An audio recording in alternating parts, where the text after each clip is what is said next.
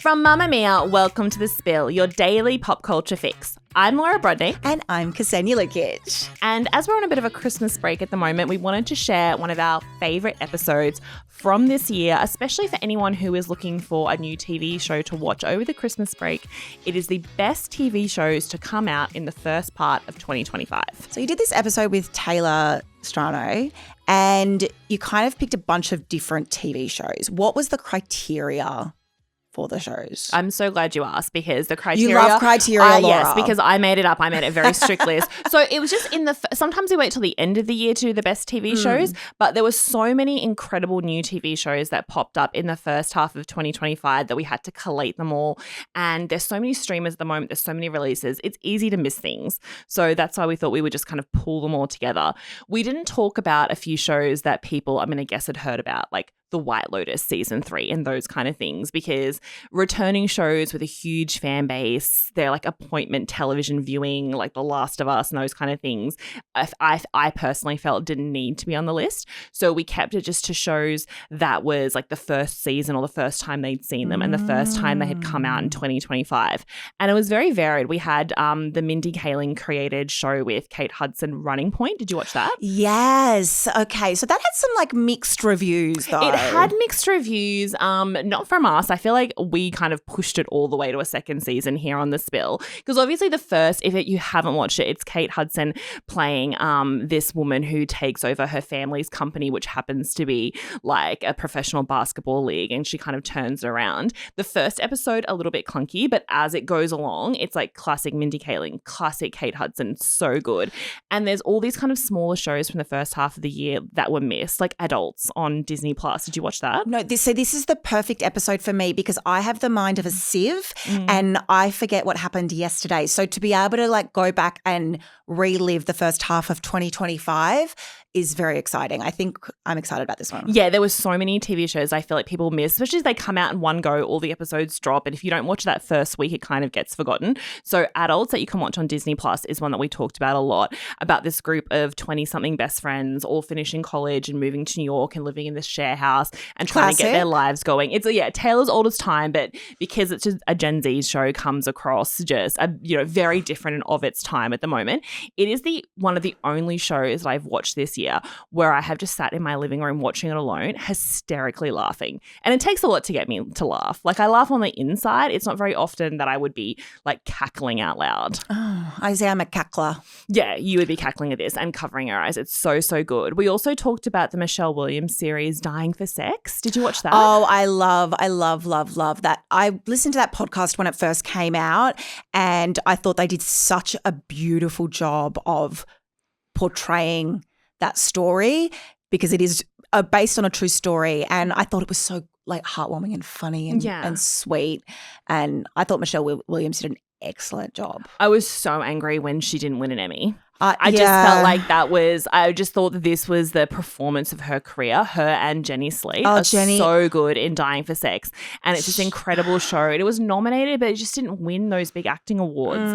But I guess also everyone's like, oh, Michelle Williams is going to win an Oscar one day. And I was like, I know this isn't the rules, but can we not just give her the Oscar for this TV show and just break the rules? Because that was the performance of her career. Yeah. Okay. Well, we hope you enjoyed this episode and we will see you back after the break. From Mamma Mia, welcome to The Spill, your daily pop culture fix. I'm Laura Brodnick. And I'm Taylor Strano. And Taylor, you are here for a very important show. I have been waiting all year to do this particular episode because on today's show, we are talking about the very best TV shows that have come out in 2025 because we're halfway through the year. Yeah, happy end of financial year. Which is terrifying. Like, I'm pushing that thought aside and I'm not thinking about how fast time is going, but just on how many good shows we've had come out this year. This has been a very tall order to fulfill. So I hope that I do the Spillers justice. I feel like you and I, Laura, watch a lot of TV. We rewatch a lot of comfort TV.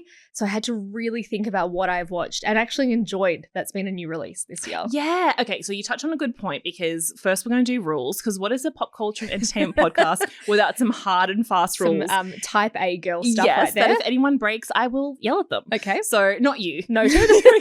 That was a dig at Emily Venom for when she's on the show. So the criteria for this year that we were looking at for the ones we're going to deep dive on are TV shows shows that have premiered their first season this year. Okay. So the brand new TV shows that we were introduced to the first time. So we've picked our faves, but there's a few others we wanted to mention. Yes, honourable mentions, because what is a roundup of the best TV without a couple of honourable mentions? Mm-hmm. Now, these are shows that were technically a new season this year, however, not a new show. Of course, we would be so silly to not talk about The White Lotus. Yes. Season 3 took us to Thailand this year, brand new cast.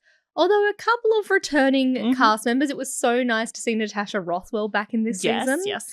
And of course, I mean, I can never remember his name because he keeps changing it. Greg. Oh, yeah. Not Greg. Yeah. Evil Greg, you can call him. Evil Greg, thank you. If you know, you know. And if you don't, you need to go back and watch the first 2 seasons. Are you a fan of The White Lotus? Yeah. So I have my favorite. So season 2 of The White Lotus, I have watched close to 20 times. Yeah. That is like just something I go back to. Exactly. And then this new season I really did love as well, particularly maybe it's like season 2, season 3, then season 1 for me. Hard agree with you there. I think season 1 was the worst, and I'm like almost fearful that people watched that and then didn't return for the next 2. I have told so many people to go and watch season 2 and they only have recently because of that. It's good TV, but it just doesn't live up to the hype of the other seasons. I think the point of difference this season was there's always like usually 1 or 2 standout characters. Obviously, Jennifer Coolidge's Tanya is a standout character. Aubrey Plaza was a standout in season 2. This season, I feel like it was a 3-way tie between Chelsea, Rick, and of course, Victoria Ratliff. Oh, yes. The other one for me, Laura, is Big Mouth, which wrapped up its 8th and final season. Yeah. It is such a silly little show, and it is about absolutely like bonkers, batshit, adolescence, coming of age, hormones. It's really, really silly. But it has such a banging cast, and every season they upped it and upped it. Like season 7, Megan Thee Stallion appeared and she rapped in it, and it's so fun and silly, and I really loved it. What about you? What are some of the honourable mentions for you this year? Oh, I mean, I'm going to say Apple Cider Vinegar at the top because that is a new season that came out this year, but we've just got so many other entries. We had to sort of bump it up the list. But obviously that was a huge kind of cultural moment as well as being like a TV show that everyone in the world watched. So we did do a whole brutally honest review on it that we'll link in the show notes. So I'll save all of the chatter about that for there. Otherwise, this podcast is going to be 2 hours. Yeah, 100%. I feel like I love that as well because it was an Australian story that gripped the world, and it's always nice when the attention is on us down under. Exactly. Listening to so many of the American podcasts that are in my weekly podcast rotation, listening to them discover that show for the first time because they were like, is it fiction? And you know how people Google it a podcast? Like, let me check. No, this really happened. No, it didn't happen. And I was like, oh my God, I can't wait for you guys to realize that this is a real story. And when you do, go back and listen to the quickie because we did a What is Fact v Fiction in Apple Cider Vinegar. Yes. And I feel like that's the kind of information that people are still looking for now they've watched that show. Okay, so getting into the best new TV shows of the year so far, what is the first show you're going to put out there? Okay, the first one that I'm putting out there is from Netflix. It is 4 seasons. Have you watched this? Yeah, the Tina Fey one, right? Tina Fey. So, created by Tina Fey, it's comedy, drama, and there's like this really lovely cast that goes along with it. So, Tina plays Kate, and her husband is played by Will Forte. Plays Jack, and basically it's these 3 couples. So Tina Fey, Will Forte, Steve Carell's in there, Kerry Kenny Silver, Coleman Domingo, and Marco Calvani. They're these 3 couples, and it just sort of tracks their relationship with each other, with them as individuals, and their intimate relationships as they go on these seasonal trips together. A group trip terrifies me. I actually hate the idea of going on. Yes. I've got issues. I know that's a me problem. The idea of a group trip. This is a horror movie for you. Yeah, well, I really enjoyed it though because even though things do go wrong and one of the relationships breaks down, there are these really great moments of joy and light and funny in an otherwise quite dramatic and sometimes sad series. But what I actually really like about this, Laura, is I feel like at the moment there has been this massive resurgence in shows about teens or teen dramas, teen comedy, young adult sort of stuff. And this focuses on characters that are in that next phase of life and the complications and the nuance that happens in amongst those storylines. So I really liked it for that reason.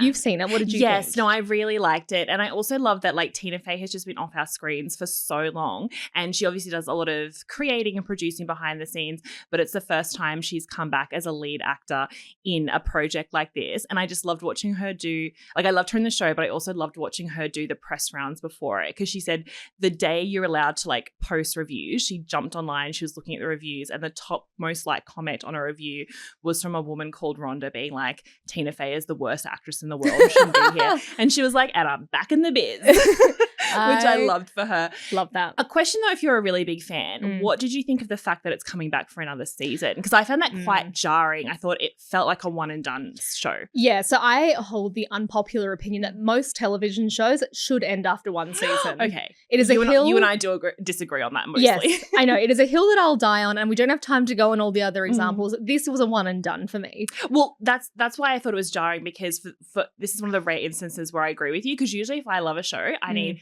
10 seasons minimum and 22 episodes. Old school TV. That's what I want. But this one, I'm like, oh, that felt quite self-contained, but it is coming up for a second season, so we'll see. I mean, I'm obviously going to watch it because it's Coleman Domingo, but he was the standout for me. Oh, obviously. That man should be in every single TV show.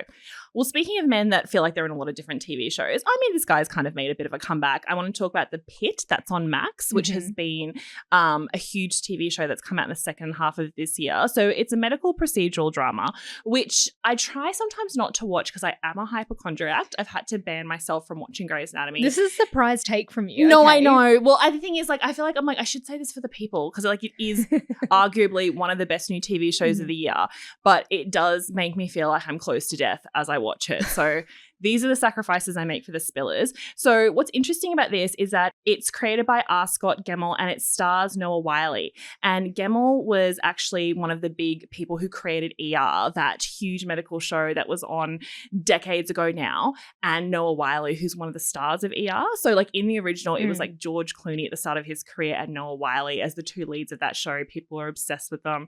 They played doctors on Friends. Like that was an in-joke. Remember that episode? Because it was such a big thing.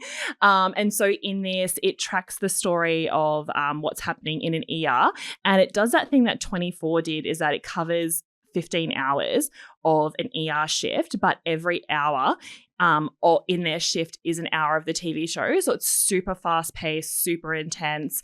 Noah Wiley's back playing a doctor, but like in ER, he was a very young doctor just starting his career. And in this, he's like more of a kind of seasoned expert. Okay, my question for you, Laura, is I loved Grey's Anatomy for like maybe the first 12 seasons. Yeah. But then it got stuck in that thing of it's a rinse repeat, right? Like you go in, there's a medical issue, let's solve it. Okay, move on to the next episode.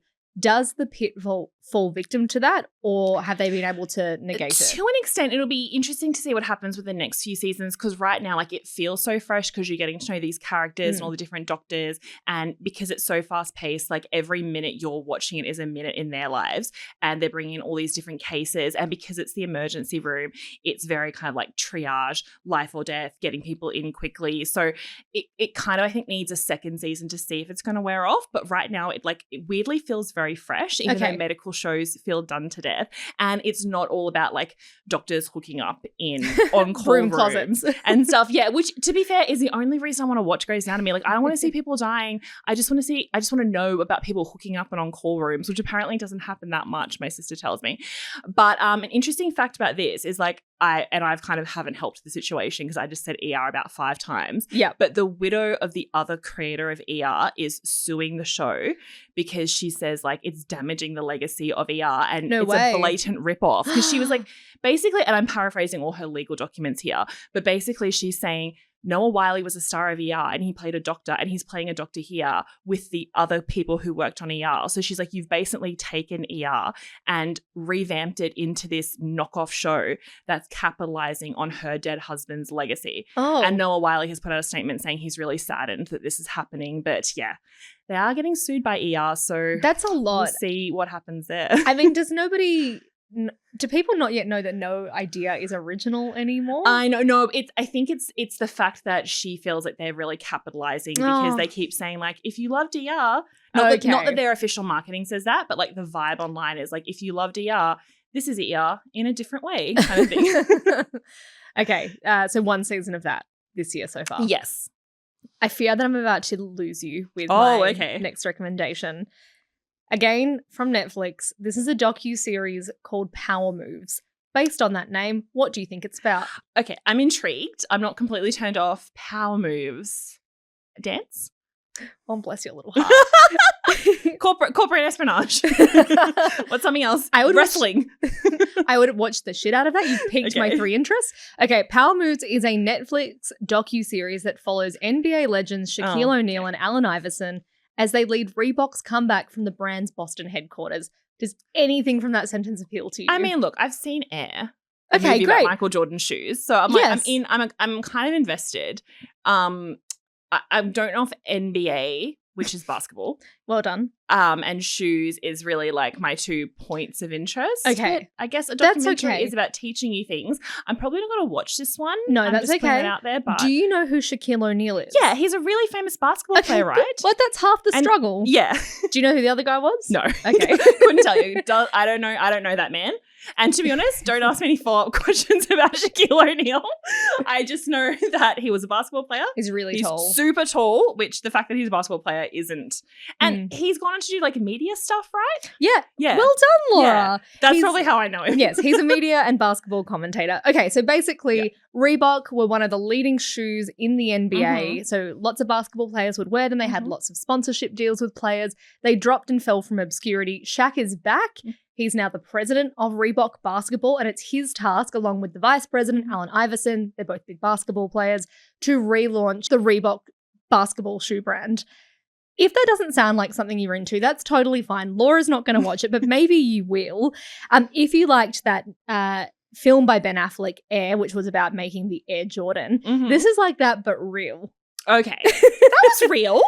Well, it was dramatized. Real. That was a fictional Are you telling me film. that Ben Affleck wasn't involved in that? I'm telling you 100% Ben Affleck was not involved. He was like, I'm rich. I love Air Jordans. Let me make a movie about it. This is real. I love that what you get at the crux of this is a massive marketing ploy, and absolutely I have the shoes in my cart to purchase now. But you actually get to see this side of Shaq that we've known about for a long time, but it is on full display where he is just this giant, and I literally do mean giant, dork. He is goofy. He is silly. He is the epitome of a gentle giant, but thrown into this like very corporate world of like how to make shoes and how to be a professional, sport brand, but with the side of Shaq and a side of Allen Iverson. Okay, look, I'm not against it. I just don't know you if are. don't know. Why? I respect it. I just don't know if it's for me, but I respect it. Thank you. That's how I feel about a lot of other shows. 100%. We don't have time to go into now because we'll fight. Exactly. The other show I wanted to mention, and I feel like this has just been such a cultural moment that has lasted for a very long time since it first aired, which is Adolescence on Netflix. So that's the British psychological series that centered on a 13-year-old boy who was arrested after the murder of a girl in his school. And there were so many huge takeaways from this show. One is that it was one of those shows that did just, usually with Netflix, you can kind of predict what are going to be these really big talking points and moments. And like we get to watch them beforehand, before they premiere, and we have these big content plans. And even Netflix, I think, was shocked of how quickly this took off from when they just dropped it onto the platform. There were so many things about the making of it in terms of how they sourced the cast, and also the fact that it was all shot, like each episode shot in one continuous movement, which is like performing a live stage play perfectly in every take. Like it's masterful camera work. The only other example that I know of that, in my mind, that pulled that off incredibly was that film Birdman. Yes.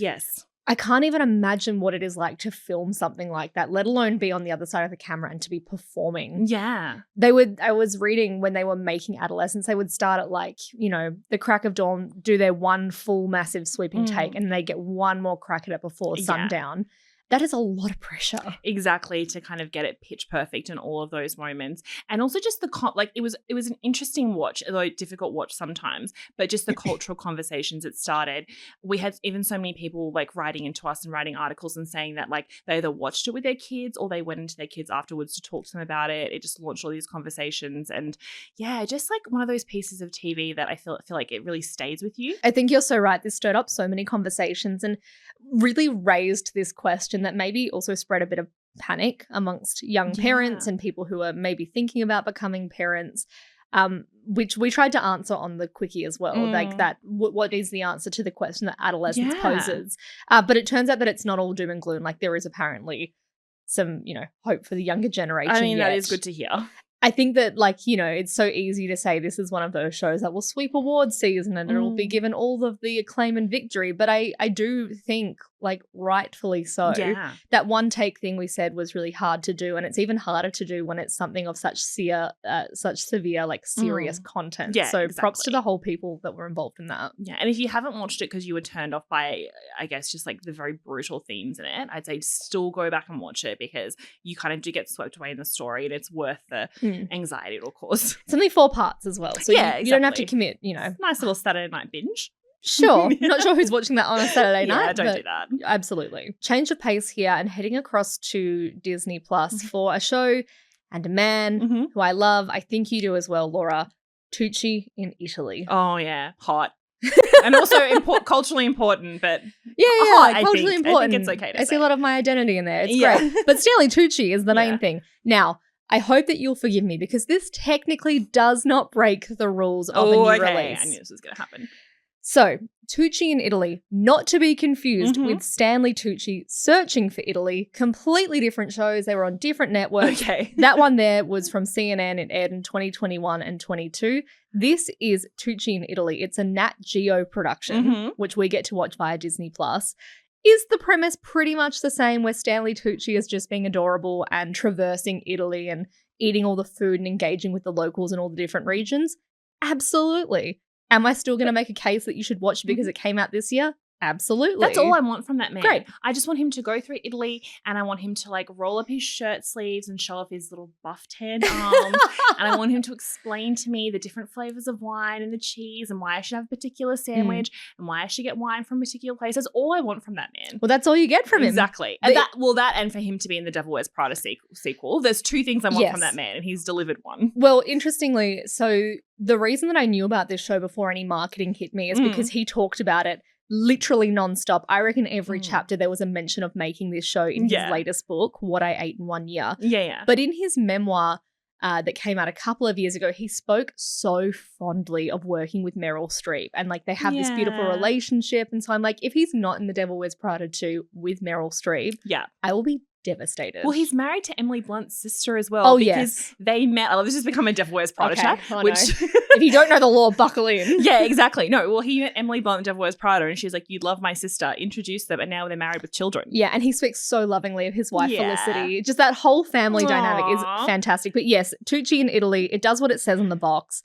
It is a box worth opening. I think it's like 6 episodes on Disney Plus. Oh my God, so lovely. Well, I'm going to keep us on Disney Plus, but take us to a very different section. Okay. Which is the TV show Dying for Sex.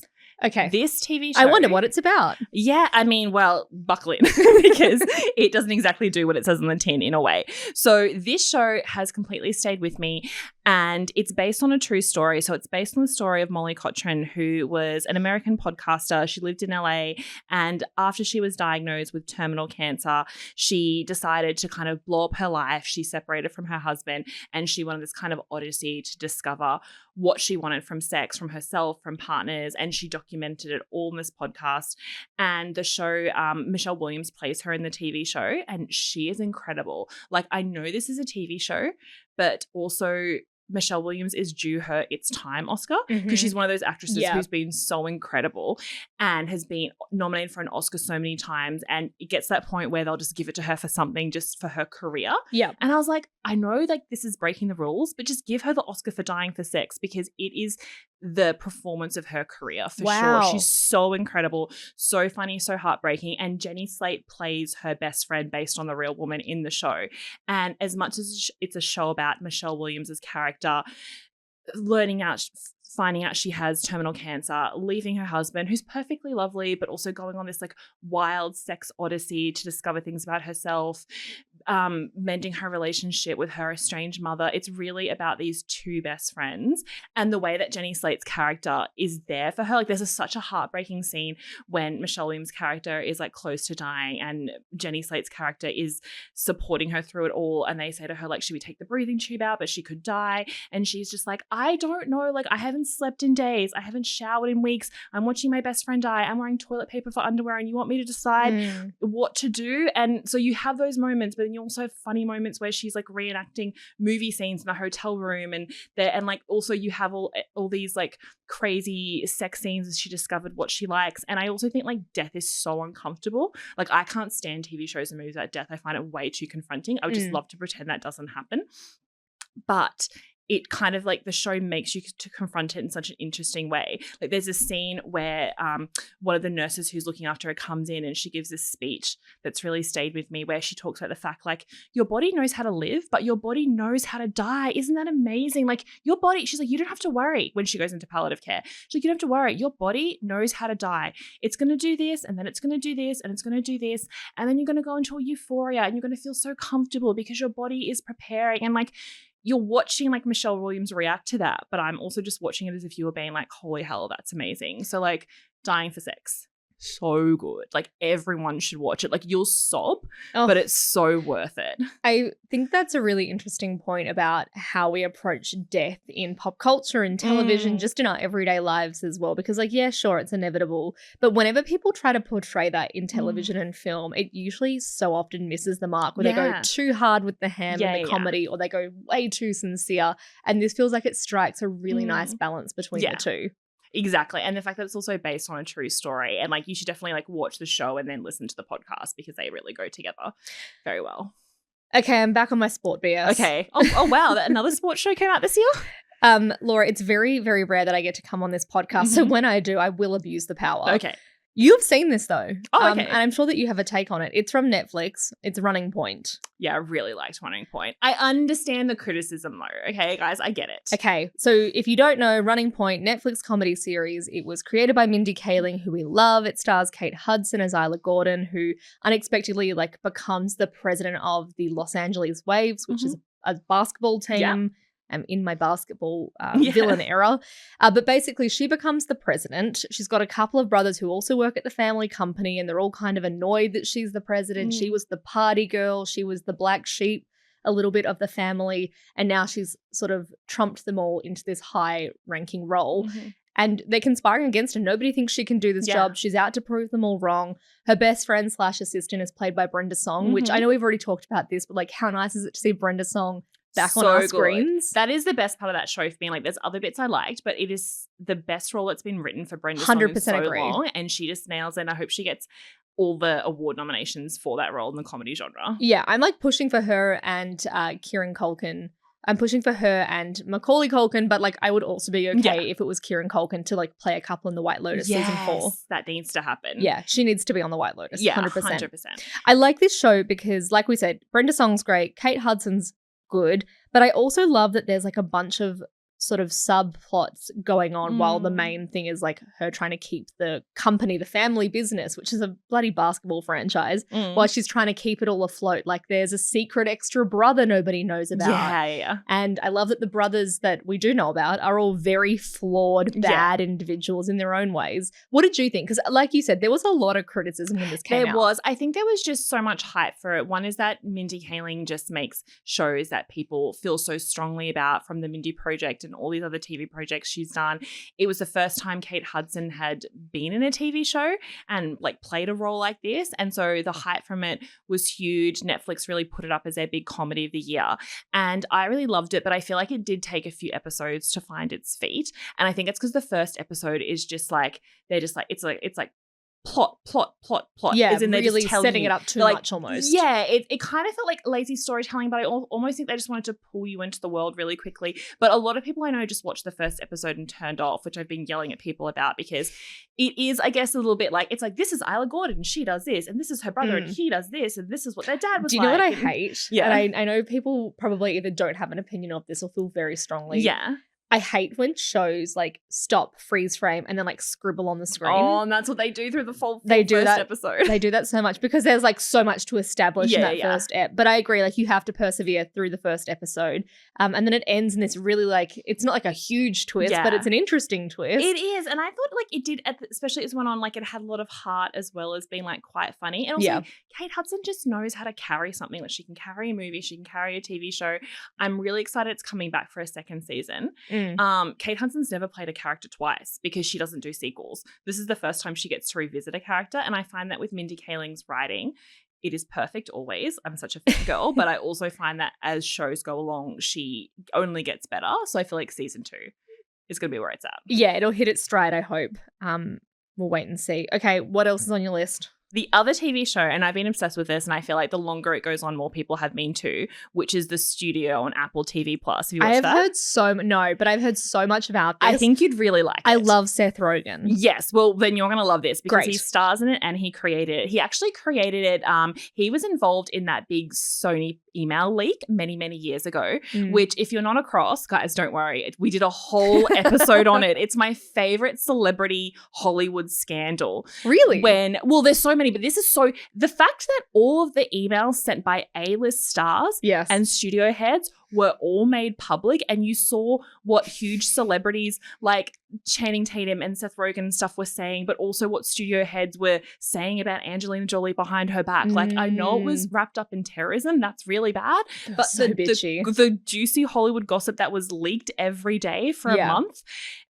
Delicious. Unparalleled. So Seth Rogen, because his movie at the time was involved in the studio leak, and so he kind of looked at all of that and used that to make The Studio. So The Studio is kind of like a satirical comedy, which is about Seth Rogen who gets made the head of this very embattled Hollywood studio, and he has to kind of turn it around. And the cast is incredible. It's Catherine O'Hara, Ike Barinholtz, Chase Sue Wonders, Catherine Hahn. They're all incredible, and it's got all these like wild stories about like the inner workings of this Hollywood studio. But what's really great is they have all these big stars come in and play caricatures of themselves. Oh, I love that. He's done that before as well. Yeah, it works so well. It's kind of like, like his he's done a few movies where he has people play themselves. Yes. It always works so well. But like Olivia Wilde comes in and plays like a caricature of herself, and she's so good. Zac Efron does it. He's really funny. Oh, I love this.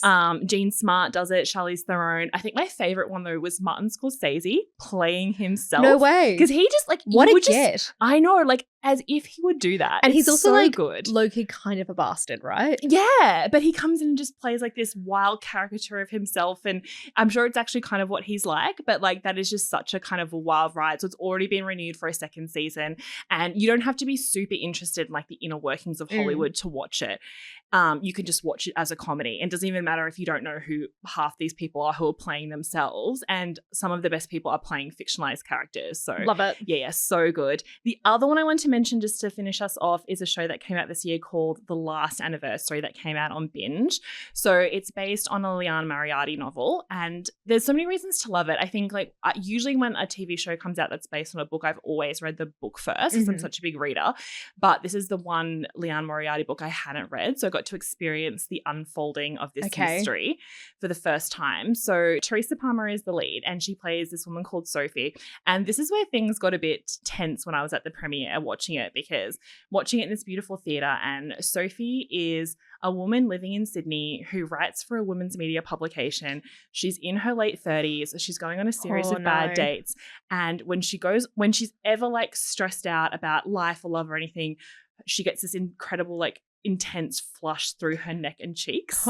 How are you? Oh no. So I'm like, I was watching it and I literally like. Did you know this when you interviewed Teresa Palmer? Yeah, because I interviewed her after the premiere, and so in case you don't know me, that's me.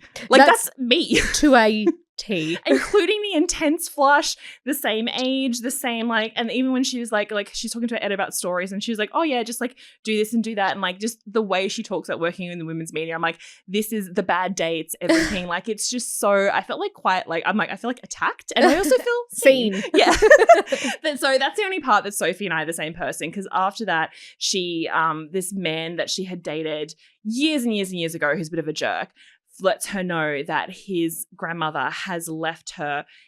His grandmother has passed away and left her, Sophie, his ex-girlfriend of many years, her house on this tiny little island off the coast of New South Wales called Scribbly Gum Island, and all the family members live there. And there's a mystery attached to the island. So this is where it's like a love story of Sophie like moving to the island and living in this house and trying to discover why it was left to her.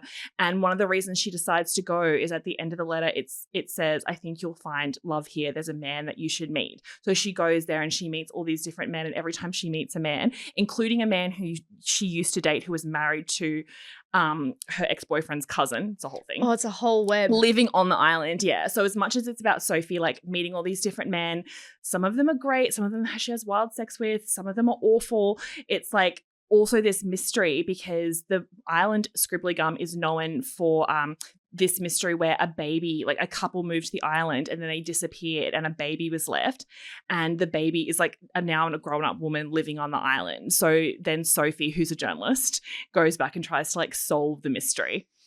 I'm hooked. So I just really loved it. I found it so I went to the premiere and I watched it and I interviewed Teresa Palmer and that was amazing. But then every week, and I've got a lot of TV to watch, so I don't watch stuff unless I have to. But then every week I turned on Binge to watch the next episode because I loved the weekly drop. And I just found it like a personal, it's got all these incredible like female characters, like Danielle McDonald's in it as well. But it's really about all these women in this unconventional family living on this island, solving the mystery, the love story. But I also just love when they're just like cooking in the kitchen and like making cakes and drinking wine. I don't know, I just really loved it. Like, and I just feel like not enough, I know heaps of people have watched it and loved it, but I just feel like more people need to watch it. I'm sold. Yeah, I think you would really love it. If you haven't read the book, don't Google the ending. Okay. Like, when you find out the mystery of the baby and how she was left there and how it's like intertwined with the family, you'll be like, wow. I have so many like crazy. theories running through my head having not watched or know any of the characters' names. Okay, Laura, bring us home. One more, very quick, go. I know I kept saying one more. Okay, we've done it recently, but in case anyone hasn't watched it, Adults on Disney+. Yes. One of the, and I'm not just saying this, guys, one of the funniest shows I have ever seen, because it's so rare that I would sit in my apartment alone and watch a TV show and be hysterically laughing out loud. And when Emily Vernon and I did this on Weekend Watch, we don't look at any other reviews first. So we watch a show, we give our honest review, and usually we're like fairly with other people. This was like quite badly reviewed. And really? I would not normally say this about my colleagues, but they're wrong. And I just don't think they were watching it. So it's about a group of 4 20-somethings who are living in New York, like, you know, out in the world for the first time in a share house together. And it just tracks their life. There's 8 episodes. They should have been longer. They're like 22 minutes.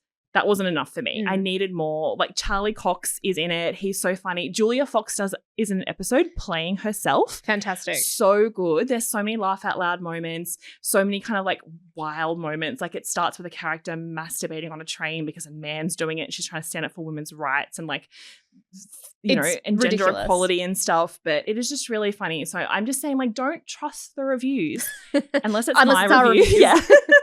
Don't trust all the reviews, but Adults is on Disney Plus right now. It's 8 episodes. They're about 20 minutes each. It just felt so fresh and funny, and I just really loved it. What a way to end public pleasure on a train. Yeah, it's what all TV shows should have. Obviously. Laura Brodnick, thank you for having me back. Thank you for coming on and talking about basketball. I'm sure you did.